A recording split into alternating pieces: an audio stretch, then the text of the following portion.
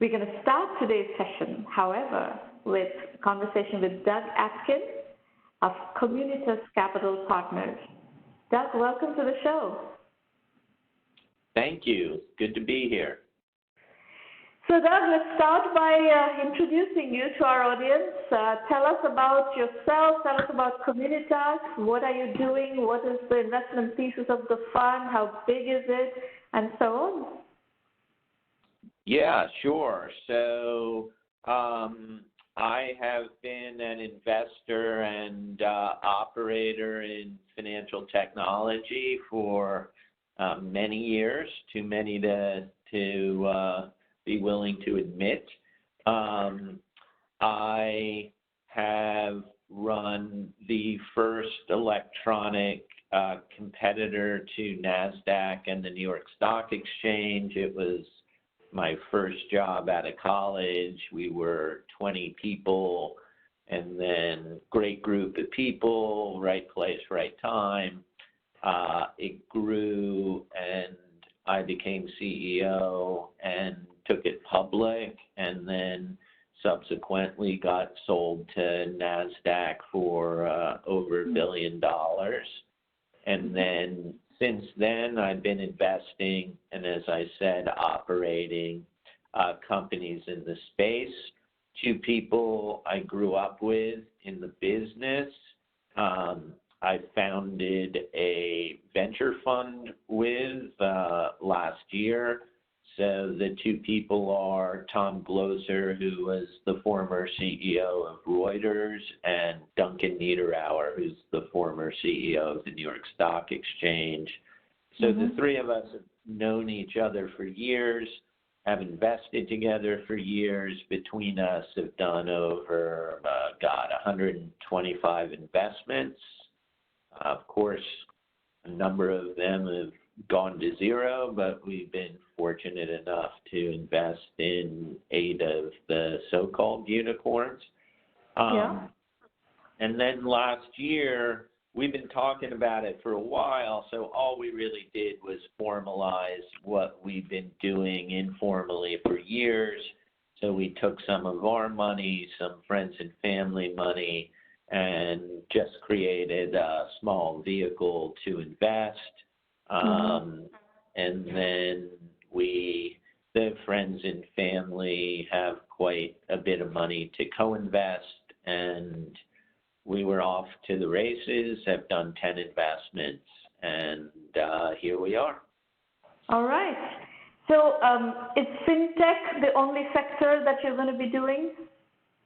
No, we view it FinTech broadly speaking.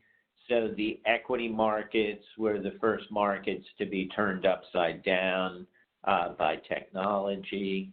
First, I hate the word disruptive, so I'm going to try to use it as few times as possible, along with blockchain, AI, and deep machine learning. But we'll see if we can get through it. Okay. So equity, I'm only kidding. The equity markets were really turned upside down by technology. It was the first sector of the entire economy for that to happen. And the same pattern that, movie that took place with all the technology that had to come into existence when there were competing exchanges, that pattern is happening in other areas of financial services as well as other industries. So when we see a pattern appear, we invest in it. So we also invest in marketplaces of any kind. Okay. So given that pattern, go ahead.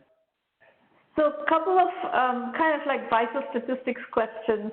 Communitas Partners, the vehicle, I know you have additional friends and family money that will be co-invested with that, but what is the size of the core Communitas Capital vehicle?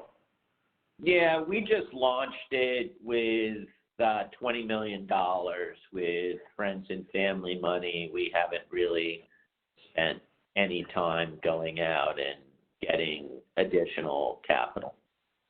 So, follow-on question to that is stage. What stage are you going to focus on?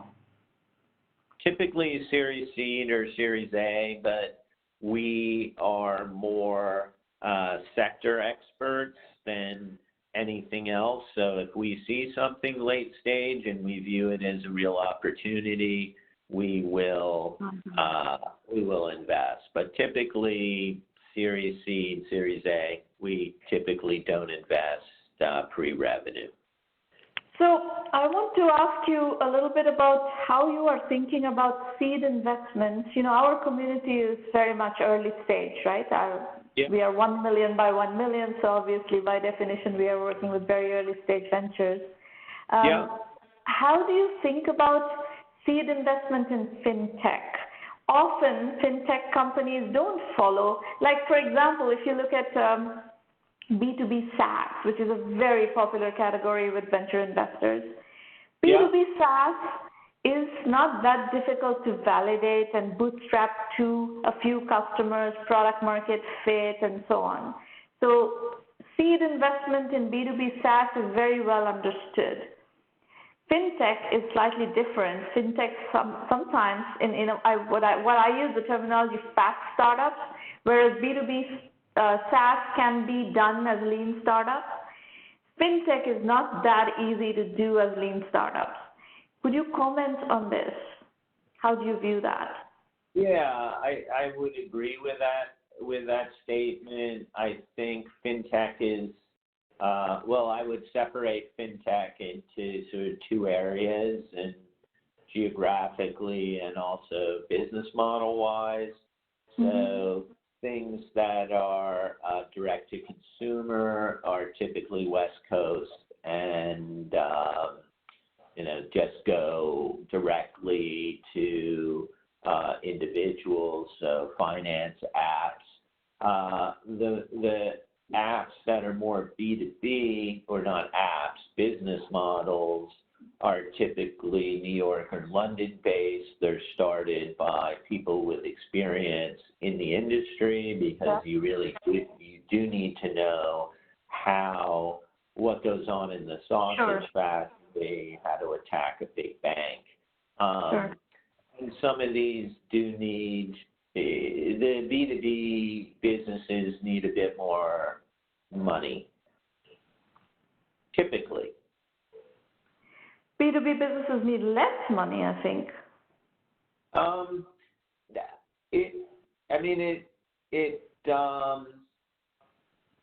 I think it all depends. If you're building a business, an analytics package, which you're selling to the big banks and asset managers, you need a decent amount of money to build something of industrial quality, and a lot of these things take a bit more money.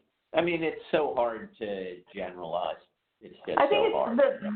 The comment I would make is that it's very hard customer acquisition in B2C is actually hard to do in a lean way, which is what has drawn so much capital into the B2C side of the business. At least in B2B, you can put together a minimum viable product and start getting people to pay for it, and the business model starts to monetize faster, whereas B2C often doesn't monetize as quickly. Anyway, I guess what I was interpreting your question as is when you just started up. I think starting up, consumer product is to have a minimally viable product that clients or customers. So building the product, you're right. Building the product is easier with the cutesy stuff. Sure. Right, and then on the the direct to consumer financial services apps, again, I think, we'll get into valuations, but this has gotten way out of control. And you're right, they're piling massive amounts of money to acquire customers, and losing money on every customer. Yeah, and how does that work? Losing money on every customer and then making money in the bottom line? How does that work? Math doesn't work. You just hope the music doesn't stop and that a big strategic comes in and buys you, or you go public before the stock crashes. So those are the ways forward. So you said in your introduction that you're part of 8 FinTech unicorns. Could you talk about which ones they are and what have you learned through that pool of investments that you bring into the next phase of investing and that we can learn from you about? Yeah, I mean, I'll just talk about a few. So a couple have been in the peer-to-peer, lending space. So going back to pattern recognition, what happened in the equities markets when technology came in and made things more efficient and put clients on an equal playing field with, banks, so to speak. The same dynamics were at play with consumer loans or college, loan refinancing. So it's not that we were that smart. We just saw the same pattern occurring, and so between the three of us, we have been investors in many business models in the space, but SoFi and Lending Club. So let me ask you one question about the peer-to-peer lending market. That market is generally business model-wise sound, right? If you control your cost of customer acquisition, it has a sound business model. If you just manage your cost structure, you should be able to build sustainable, profitable businesses and fairly scalable. Is that a correct statement? Yeah, I think what happened, and again, this is all about, when you get into a company. So if you get into a neobank at a $50 million valuation and, N26, I think, was just valued at $1 billion, that's fantastic. Lending. I don't know if that is fantastic. I think valuations getting ahead of the market, getting ahead of the business is not necessarily fantastic. I'm just saying, if you're an early investor and you can get out before the music stops, it's pretty fantastic. Yeah. So in peer-to-peer lending, the same thing occurred. When one of these peer-to-peer lenders is at a $100 million valuation and it's truly peer-to-peer, and it grows, even though it's losing money, the valuation definitely increases. What happened in the peer-to-peer lending space with Lending Club and Prosper is they began as peer-to-peer, so many to many, and what ended up happening is hedge funds liked the instruments that were on the platform and began to take down the majority of the trade, so to speak. And then Wall Street woke up and said, you know what, you're not an exchange, you're a loan originator, and that's a very competitive business with very different multiples. So Lending Club is trading at, I think, 30% of where it went public. Yeah. Yeah. Now, going forward, from an investment thesis point of view, what patterns do you see emerging? I'll start you off with something that we just had last week, actually, as our guest, an investor from India. Now, there's a very interesting trend that has started in India with the advent of Reliance Jio. You may be familiar with this. Jio is this phone that Reliance is giving out for very cheap, almost for free, and Reliance is pouring incredible amounts of money And in Reliance's investment thesis is that the data and the advertising opportunity and all of that that's going to be created out of this is going to be how they will monetize. So FinTech is very big on the radar of all the investors who are trying to make money off the geo ecosystem. 400 million new consumers. So the first wave of Indian internet is the 100 million more affluent consumers. The second wave, the geo-led development, is 400 million consumers, and there are investors who are really looking to, tap into that opportunity, and FinTech is very high on their agenda. So that's just one pattern that is developing in India. FinTech is a global secular trend. We are seeing it from many, many different markets. Latin America is seeing it, Africa is seeing it, everybody is seeing it. So I'm curious on from where you sit and from your vantage point, what FinTech trends are you seeing? Yeah, it's a great question. So first of all, we'll invest anywhere. We haven't invested in India, but we invest in Israel, where so much interesting technology is being built. Sure. We invest in London, which is a FinTech center, and certainly in the States. We try to stay away from Silicon Valley just because it's absolutely insane.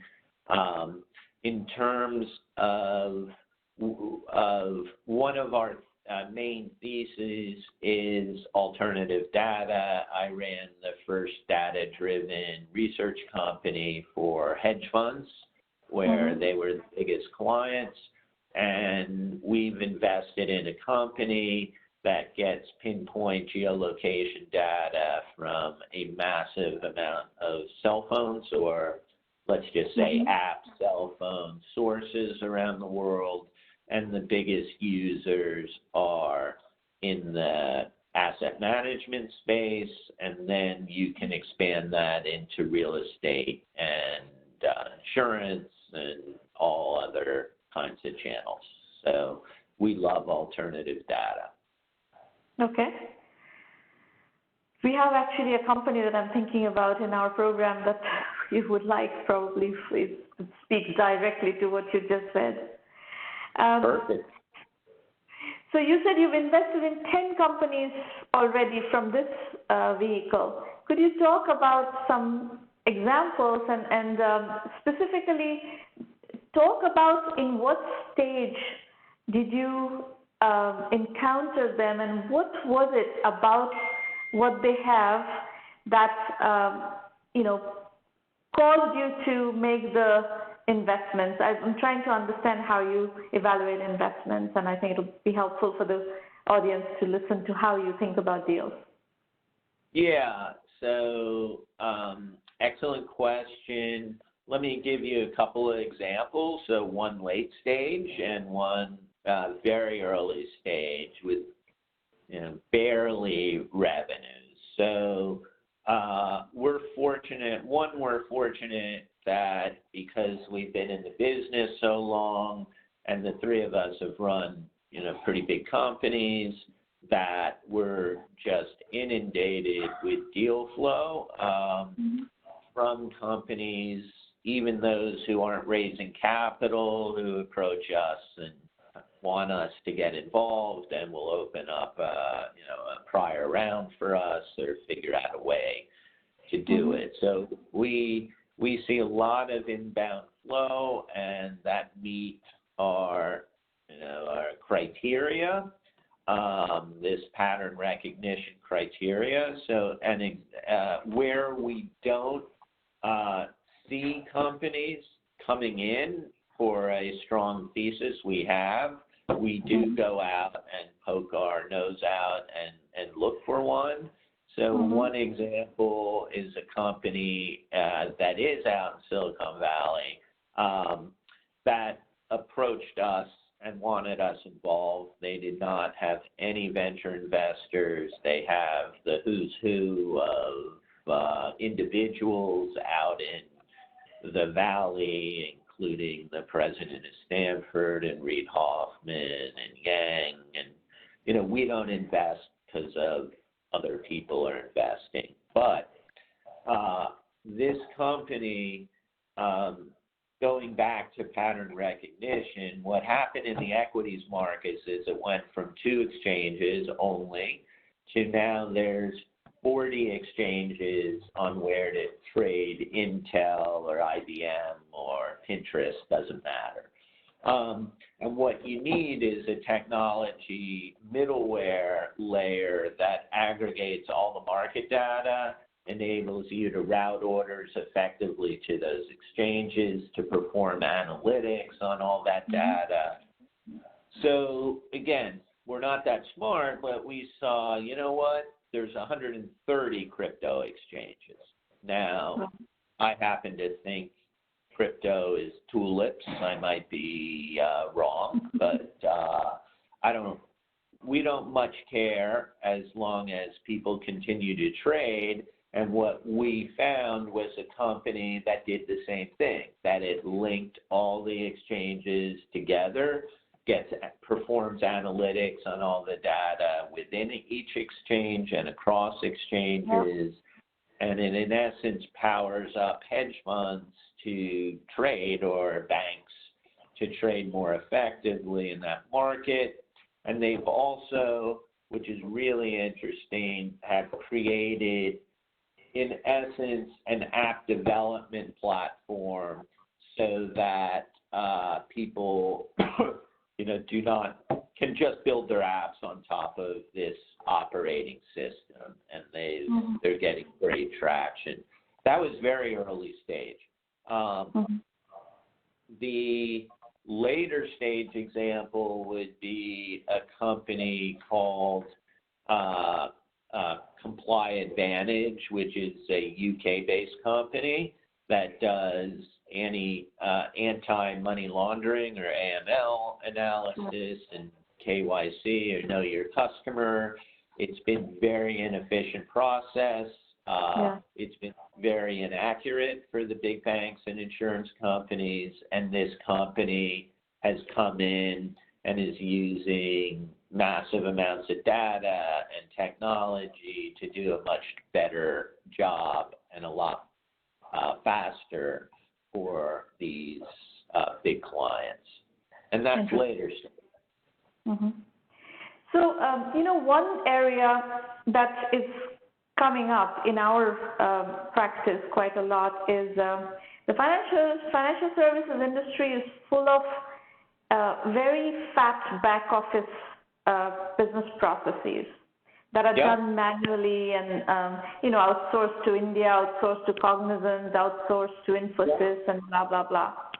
And many of those are ripe for AI-driven automation, where you basically, by applying software, you take out 1,000 people or 5,000 people operations with just the introduction of a piece of software. Can you comment on if this is a trend that you are seeing as well? Yeah, I think certainly banks, you need 2 things. You need tools to help increase revenues or tools to help decrease costs. And going back to Comply Advantage, you are using technology to do an extremely important function much more effectively at a lower cost. So we are looking for business models that do the same thing. And I completely agree that the big banks are desperate for technology that can help them cut costs significantly. Yeah, big banks, and also I would say all the smaller fund managers who are dependent on data, right? That's data is the area where this kind of AI-driven automation is going to have the maximum ability to impact business processes. Yeah, and I think that's more on the revenue generation side. So what hedge funds, the most valuable data for hedge funds is right now alternative data sets that they bring in and put analytics on top of to help them make better investment decisions. So that's a real that's where the smaller hedge funds are spending a lot of their time. Fantastic. Well, fascinating, Doug. It's been a very, very interesting conversation, and I hope we can do some business together in due course. Thank you for coming today. That's great, and thank you for having me. And we'll speak soon. We'll speak soon. All righty. Take care. Bye-bye.